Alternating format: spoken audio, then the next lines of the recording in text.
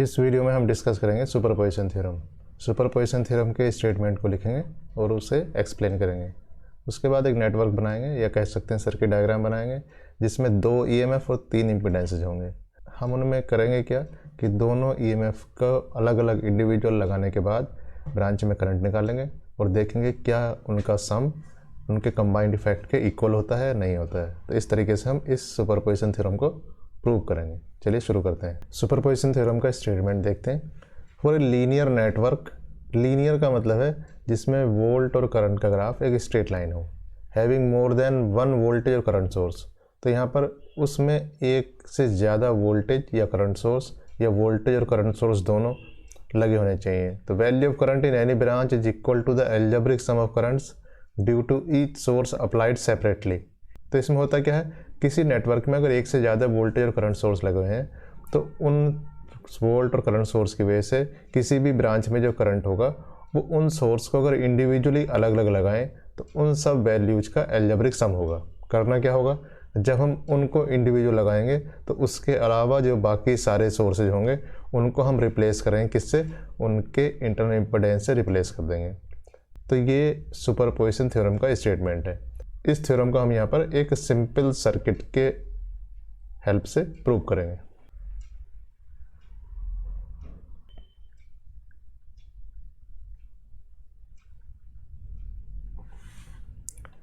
इसे प्रूव करने के लिए एक सर्किट बनाते हैं, एक सिंपल सर्किट बनाते हैं जिसमें 3 इम्पीडेंसेज और 2 ईएमएफ सोर्स हैं। तो यहाँ इम्पीडेंसेज हैं Z1, Z2 और Z3 और यहाँ 2 वोल्टेज सोर्स हैं E1 और E2।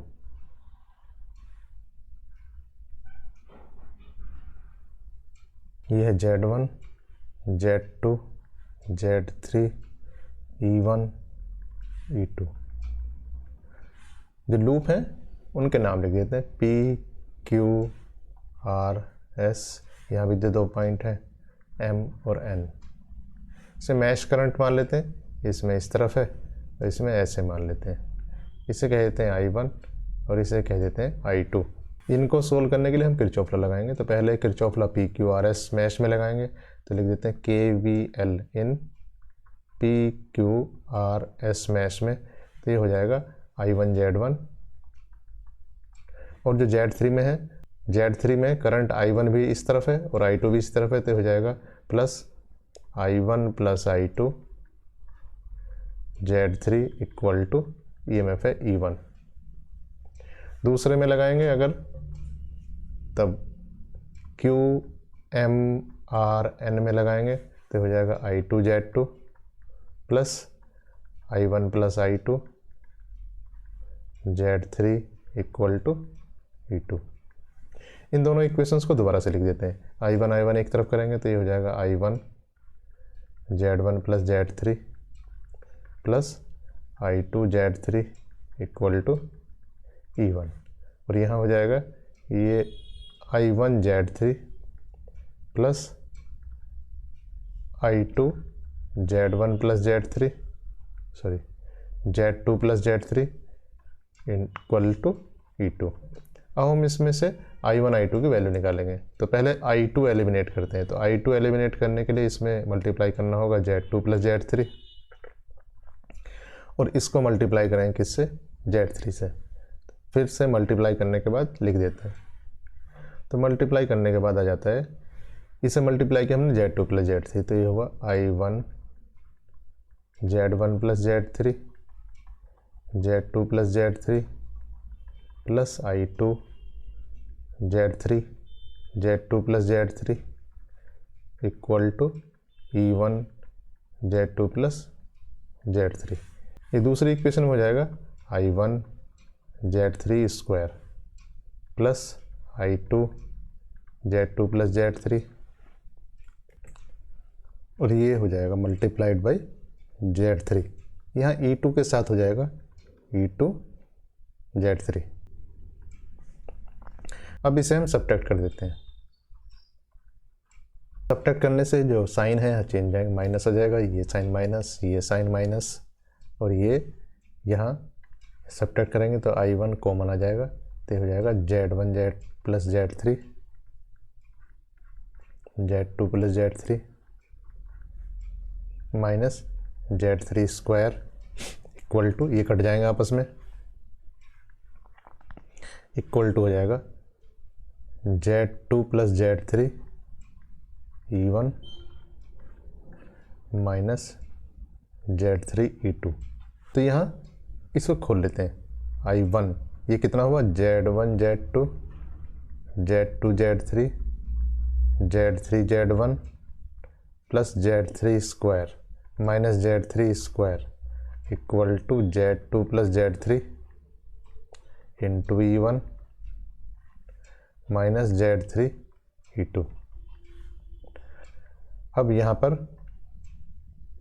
पर ये कट जाता है आपस में, इसे नीचे ले आएंगे तो I1 का एक्सप्रेशन हमारे पास आ जाता है।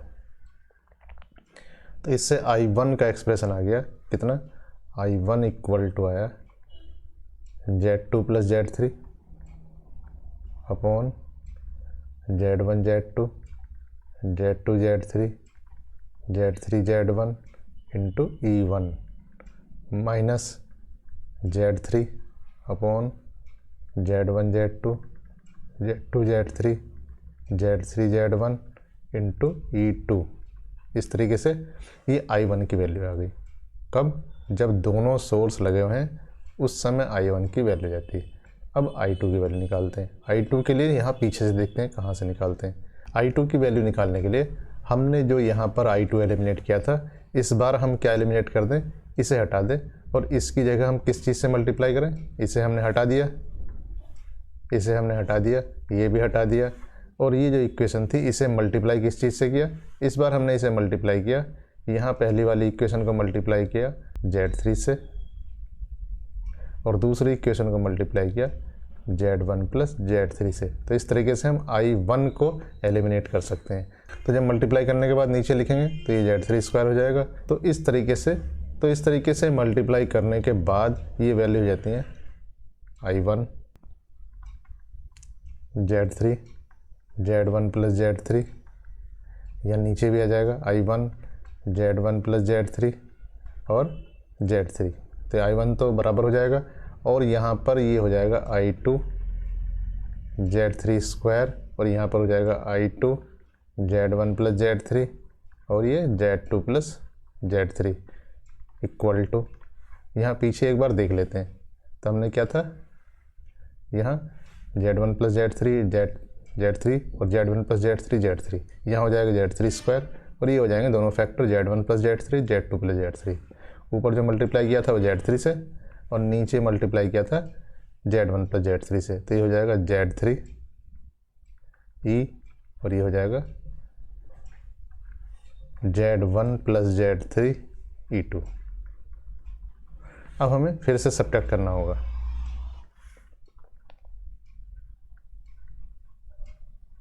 सब्ट्रैक्ट करेंगे तो हम इस बार उल्टा करेंगे, इसमें से नीचे वाले में से ऊपर वाला सब्ट्रैक्ट करेंगे तो यह माइनस साइन, ये माइनस साइन, ये माइनस साइन।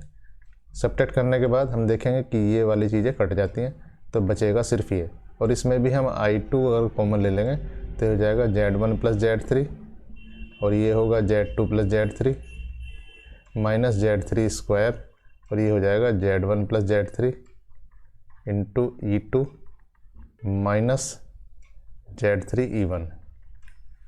इस E1 को पहले लिख लेंगे और यहाँ इसमें देखिए ये चार टर्म आएंगे Z1 Z2 Z2 Z3 Z3 Z1 और इसके अलावा फोर्थ टर्म होगा Z3 स्क्वायर जो कि Z3 स्क्वायर से कट जाएगा। तो हम I2 को यहाँ लिख सकते हैं, कितना आ जाएगा, तो I2 की वैल्यू जाएगी माइनस Z3 अपॉन ये नीचे आ जाएगा, ये कितना है Z1 Z2 Z2 Z3 plus Z3 Z1 E1 plus Z1 plus Z3 Z1 Z2 plus Z2 Z3 plus Z3 Z1 into E2, ये आ जाती है, ये जाता है E2। तो इस तरीके से ये आपके पास I2 की वैल्यू जाती है। ये I1 की वैल्यू आ गई और ये I2 की वैल्यू आई। कब, जब E1 और E2 दोनों सोर्स लगे हुए हैं। अब हमारा काम क्या है, अब हमारा काम है कि E1 लगाने के बाद I1 I2 की वैल्यू निकालेंगे, E2 लगाने के बाद I1 I2 की वैल्यू निकालेंगे और उन दोनों वैल्यूज का सम करेंगे। तो इसे हम कह सकते हैं इक्वेशन 1 और इसे कह सकते हैं इक्वेशन 2। अब ये जो सर्किट है, इस सर्किट में हम E2 को हटा देंगे, E1 लगा रहने देंगे, तो सर्किट क्या बन जाएगा? सर्किट ये बन जाएगा। तो ये सर्किट बन जाएगा E1, यह Z1 होगा, फिर Z2 होगा और इसे हटा देंगे E2 को, इसकी जगह इसका इंटरनल रेजिस्टेंस लगा देंगे। इसका इंटरनल रेजिस्टेंस होगा कितना? 0, क्यों? ये आइडियल वोल्टेज सोर्स है। यहाँ लगा देंगे Z3, तो Z1 Z2 Z3 और यहाँ जो करंट है वो वैसे ही मान लेते हैं, इसे कह देते हैं I1 डैश और ये करंट वैसे ही मानते हैं, इसे कह देते हैं I2 डैश। अब E1 एक सोर्स लगा हुआ है, यहाँ जो मैश है इसे नाम है PQRS और ये S कह देते हैं MN। तो यहाँ इसमें PQRS में क्या लगा देते हैं? किरचॉफ वोल्टेज लॉ लगाएंगे, तो हो जाएगा I1 dash Z1 plus I1 dash plus I2 dash Z3 equal to E1, एक इक्वेशन। और दूसरी इक्वेशन हो जाएगी I2 dash Z2 plus I1 plus I2 dash dash into Z3 equal to 0। इनको दोबारा से लिख लेंगे, इन इक्वेशन को दोबारा से लिखते हैं कॉमन लेने के बाद, तो हो जाता है I1 dash Z1 plus Z3 plus I2 dash Z3 equal to E1। और दूसरी इक्वेशन हो जाएगी I1 dash Z3 plus I2 dash Z2 plus Z3 equal to 0। अब देखिए इसमें से I2 डैश एलिमिनेट अगर करेंगे तो हमें इसे मल्टीप्लाई करना होगा किससे? इससे Z3 से, और इसे यहाँ मल्टीप्लाई किससे करना होगा? Z1 प्लस Z3 से। तो हम यहाँ पहले इससे मल्टीप्लाई करते हैं, तो इससे मल्टीप्लाई करने के बाद इक्वेशन बन जाएंगी I1 dash Z1 plus Z3 into Z3 plus I2 dash Z3 square equal to Z3E1। यहाँ I1 dash Z1 plus Z3 से मल्टीप्लाई किया, Z3 पहले से था, plus I2 dash Z2 plus Z3 और ये हो जाएगा Z1 plus Z3 equal to 0। अब ये सब्ट्रैक्ट करेंगे नीचे वाले में से ऊपर वाला, तो सब्ट्रैक्ट करने के बाद ये माइनस आ जाएगा साइन, ये माइनस और यहाँ ये कट जाएगा। कटने के बाद ये कितने वैल्यू जाएगी? I2 डैश की वैल्यू, तो ये आ जाएगी, इसमें से सब्ट्रैक्ट करेंगे तो आ जाएगा I2 dash Z2 plus Z3 Z1 plus Z3 minus Z3 square equal to minus Z3E1। अब यहाँ पर इधर वाला जो पार्ट है ये हो जाएगा I2 dash Z1 Z2 Z2 Z3 Z3 Z1 plus Z3 square minus Z3 square equal to minus Z3। अब यहाँ पर ये देखिए ये कट गया आपस में, तो जब ये कैंसिल हो जाता है तो I2 डैश की वैल्यू कितनी आ गई? तो I2 डैश की वैल्यू जाती I2 डैश इक्वल टू जाता minus Z3E1 upon Z1 Z2 plus Z2 Z3 plus Z3 Z1। अब ये I2 डैश की वैल्यू आई, इससे I1 डैश की वैल्यू निकाल देंगे। अब यहाँ जो इक्वेशन है उसे देख लेते हैं, ये जो इक्वेशन है इसमें I1 डैश की वैल्यू डायरेक्ट निकल जाएगी, तो I1 डैश ये हो जाएगा I1 डैश कितना होगा? Minus Z2 plus Z3 upon Z3 I2 dash equal to कितना हो जाएगा?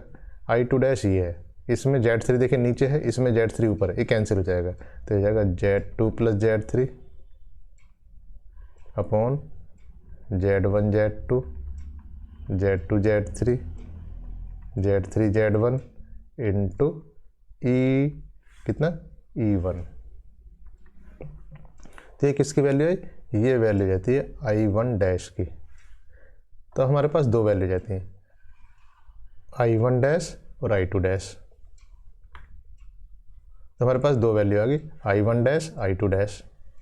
अब देखिए, अब दूसरा सोर्स लगाएंगे, तो पहला सोर्स लगाया था, 2 वैल्यू आई, I1 डैश, I2 डैश। अब दूसरा सोर्स लगाएंगे। दूसरा सोर्स लगाने के बाद सर्किट बन जाता है। ये जो इम्पीडेंस है Z1, दूसरा इम्पीडेंस है Z2 और तीसरा इम्पीडेंस है Z3। Impedance Z1, impedance Z2 और ये इम्पीडेंस Z3। और यहाँ पहले सोर्स को हम बदल देंगे उसके इंटरनल रेजिस्टेंस से, तो ये कितना है, 0 है, तो ये ऐसे हो जाएगा। और दूसरा सोर्स यहाँ लगा हुआ है, उसकी वैल्यू है E2। ब्रांच के नेम है वैसे रखेंगे PQRS और यहाँ लिख देंगे M/N। और ये करंट किस तरीके से, मैश करंट ऐसे रखेंगे जैसे पहले था। ये I1 था पहले, फिर I1 डैश, और इस बार नाम रख देंगे I1 डबल डैश, इसका नाम रख देंगे I2 डबल डैश। तो अब यहाँ पर फिर से हम KVL लगाएंगे, किस किस के लिए, PQRS के लिए एक बार और एक बार QMRN के लिए। तो ये PQRS के लिए लगाया तो कितना हुआ, ये हुआ I1 double dash Z1 plus I1 double dash plus I2 double dash Z3 equal to 0।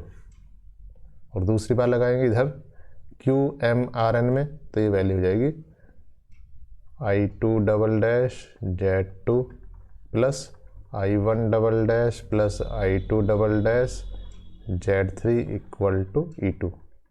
इनको दोबारा से लिख देंगे, दोबारा से लिखेंगे तो हो जाएगा I1 double dash Z1 plus Z3 plus I2 double dash Z3 equal to 0।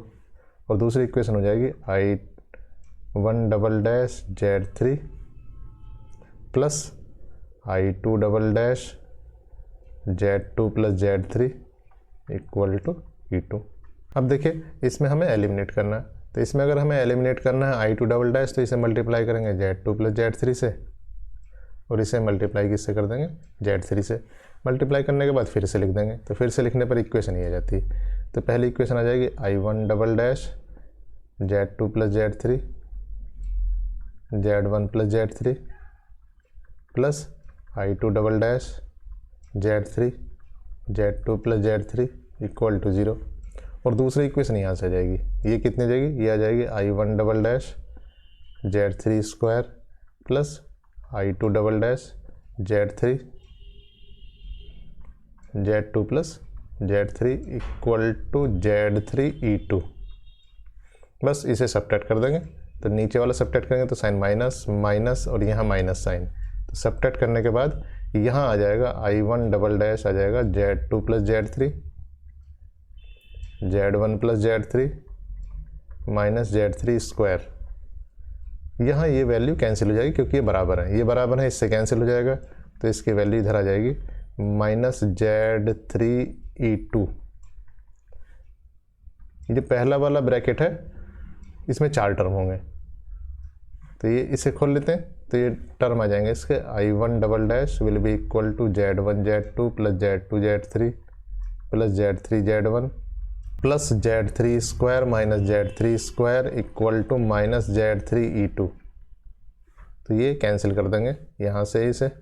अब कैंसिल करने के बाद क्या बचा, ये बचा I1 double dash Z1 Z2 plus Z2 Z3 plus Z3 Z1 equal to minus Z3 E2। तो ये हो जाएगा I1 double dash equal to आ जाएगा minus Z3 Z1 Z2 Z2 Z3 Z3 Z1 E2। तो ये I1 डबल डैश की value आई, इससे क्या निकाल देंगे, I2 डबल डैश की वैल्यू निकाल देंगे। I2 डबल डैश की वैल्यू निकालने के लिए पीछे एक्सप्रेशन देखते हैं कितना था, ये था, तो इससे निकालेंगे I2 डबल डैश। तो I2 डबल डैश कितना होगा, इसे इधर ले जाके माइनस कर देंगे तो ये I2 डबल डैश की वैल्यू दे देगा। तो ये I2 double dash will be equal to minus Z1 plus Z3 upon Z3 I1 double dash. बस इसमें वैल्यू रख देंगे तो वैल्यू जाएगी। तो I1 डबल डैश की जब वैल्यू रखेंगे Z3 से कट जाएगा, माइनस साइन से कटेगा और बचेगा Z1 प्लस Z3। इसका मतलब I2 डबल डैश की वैल्यू कितनी आई, Z1 plus Z3 Z1 Z2 Z2 Z3 plus Z3 Z1 into E2। तो ये वैल्यू आ गई कितनी, I2 डबल डैश की वैल्यू। अब देखिए हमारे पास 4 वैल्यू हैं, तो हमारे पास जो वैल्यूज हैं अलग अलग इंडिविजुअल सोर्स की, उन सब का सम करते हैं अब। तो हमारे पास यहाँ हम क्या करेंगे, यहाँ करेंगे I1 dash plus I1 double dash equal to कितना आता है, और एक बार करेंगे I2 dash plus I2 double dash, ये कितना आता है। तो I1 डैश पीछे से देखते हैं कितना है, I1 डैश कहाँ था, जब पहला सोर्स लगाया था तब I1 डैश था। I1 डैश ये रहा, I1 डैश है Z2 प्लस Z3, नीचे वाला टर्म सबका सेम है, I1 डैश है Z2 प्लस Z3।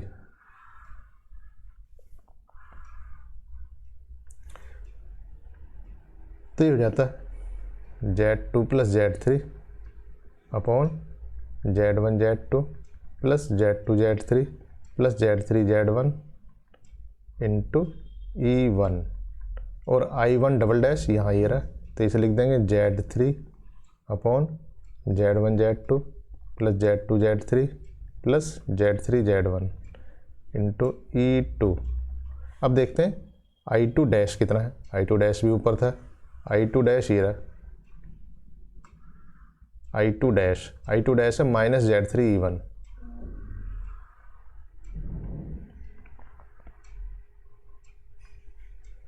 ये यहाँ से लेंगे, लिखेंगे माइनस Z3 E1, मतलब Z1 Z2 plus Z2 Z3 plus Z3 Z1 into E1, और I2 डैश डबल डैश ये है, plus Z1 plus Z3 Z1 Z2 Z2 Z3 Z3 Z1 into E2।